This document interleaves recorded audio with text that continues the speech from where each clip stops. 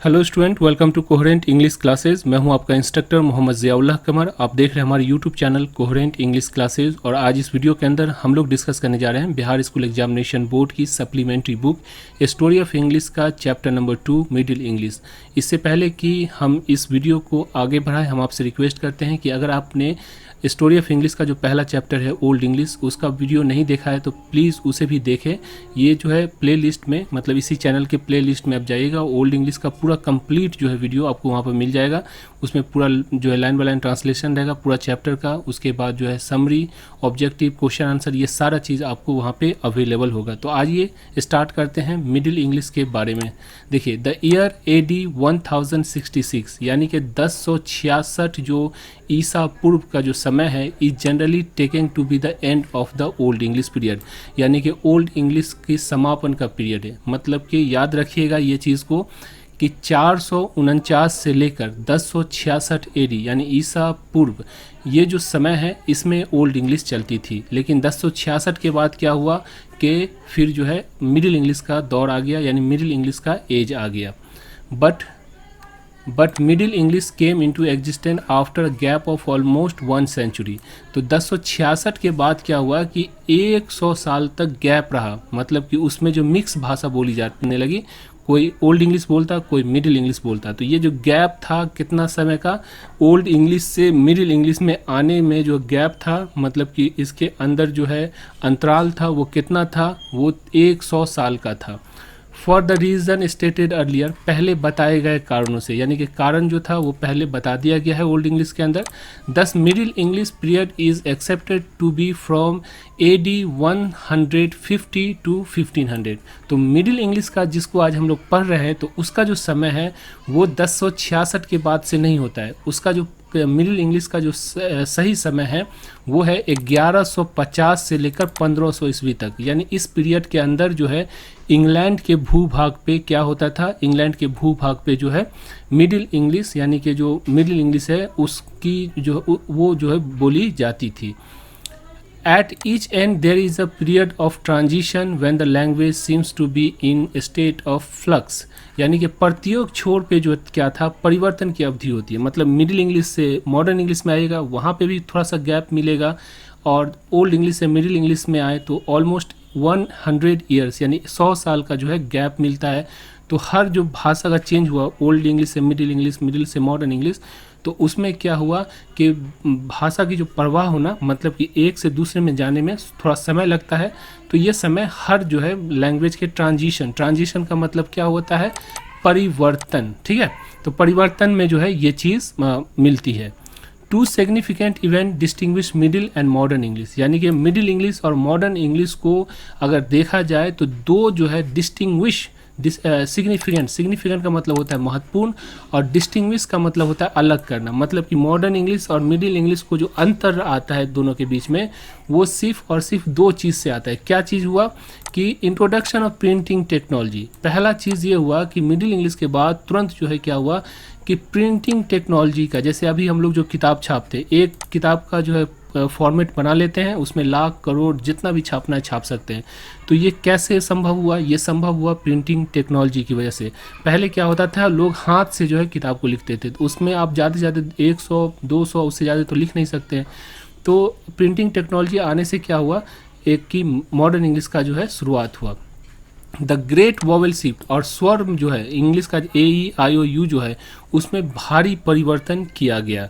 ठीक है, तो ये दो चेंजेस हुई। Today it is impossible to think and imagine a world without printing machine, यानी कि आज के दौर के अंदर बिना प्रिंटिंग मशीन के, यानी आज का जो नवयुग दौर है उसके अंदर बिना प्रिंटिंग मशीन के सोचना, मतलब कि एक इमेजिन करना, सोचना या जो है सो कल्पना करना, ये संभव नहीं है। The printing press setup by William Caxton, ये जो विलियम कैक्सटन है पिक्चर में दिया हुआ है, इनके द्वारा जो है प्रिंटिंग प्रेस का जो है मशीन पहली बार जो है स्थापित किया गया है। तो प्रिंटिंग प्रेस के जो आविष्कारक हैं वो कौन है, विलियम कैक्सटन। याद रखिएगा, विलियम कैक्सटन जो थे उन्होंने जो है प्रिंटिंग प्रेस का आविष्कार किया।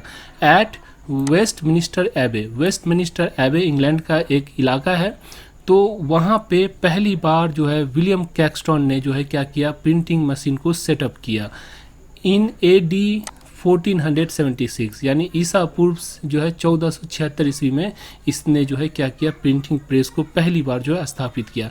Has played a historic role in development of English. और इसकी वजह से क्या हुआ कि जब प्रिंटिंग प्रेस आ गई तो एक ही चीज़ को बार बार जो है प्रिंट करके लाखों की कॉपी में लोगों तक जो है सो सर्कुलेट किया गया, लोगों तक जो है इसको पहुंचाया गया, जिसकी वजह से क्या हुआ कि इंग्लिश की जो महत्वता है, इंग्लिश की जो इम्पोर्टेंस है वो बढ़ गई।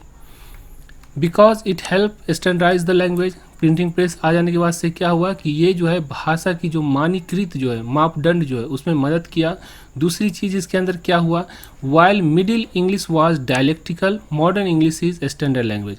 यानी कि मिडिल इंग्लिश में क्या था कि हर 100 किलोमीटर 10 किलोमीटर या 50 किलोमीटर पे क्या था कि बोली में चेंजेस थी, उसकी स्पेलिंग, उसकी ग्रामर जो थी या फिर उसका जो स्ट्रक्चरल वर्ड्स था उसके अंदर चेंजेस थी। लेकिन मॉडर्न इंग्लिश में क्या हुआ कि हर जगह की जो इंग्लिश है एक जैसी हो गई।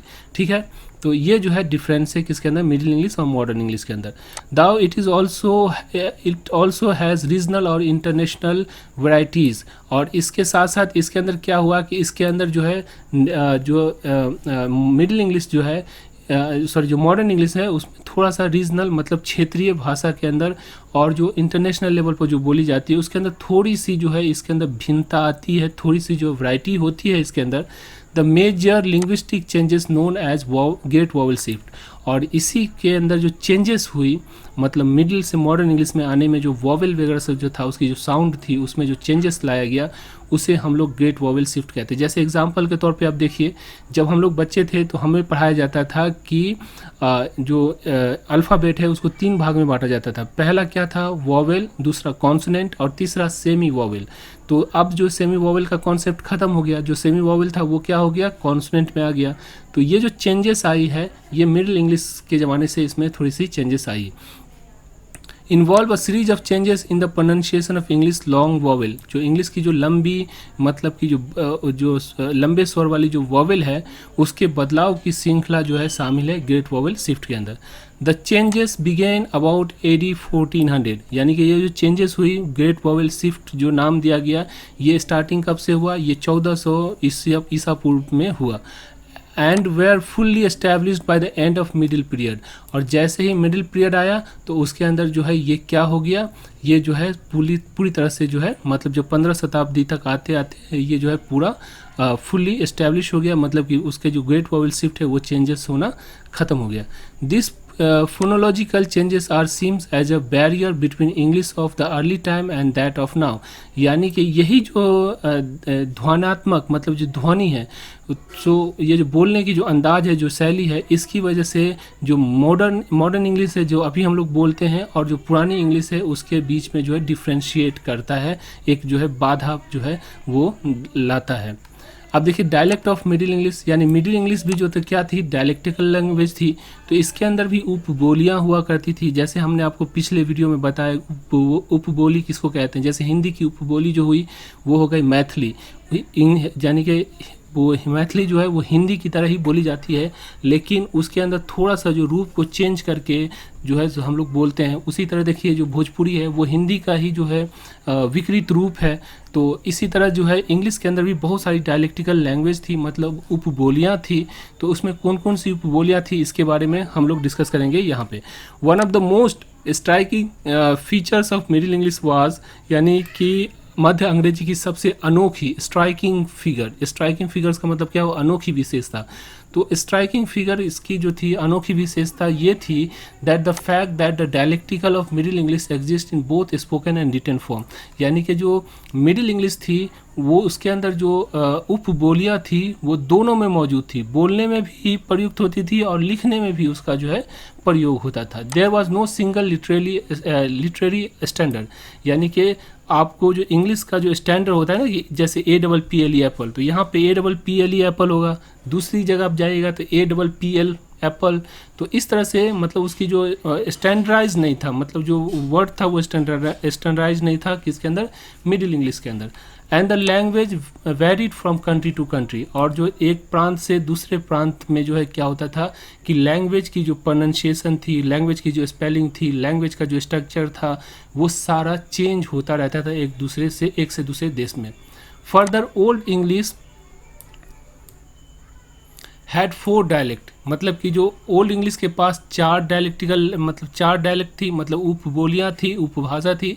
बट मिडिल इंग्लिश हैड 1 मोर, लेकिन मिडिल इंग्लिश में क्या हो गया, 4 की जगह क्या हो गया, 5 हो गया, यानी 5 उपबोली थी। क्या क्या था, they were known as northern, southern, eastern, midland, west midland और कैंटिस। ये जो है 5 उपबोलियाँ थी। मिडिल इंग्लिश के अंदर कितनी उपबोलियाँ थी, 5 उपबोलियाँ थी, और जो ओल्ड इंग्लिश थी उसके अंदर 4 उपबोलियाँ थी।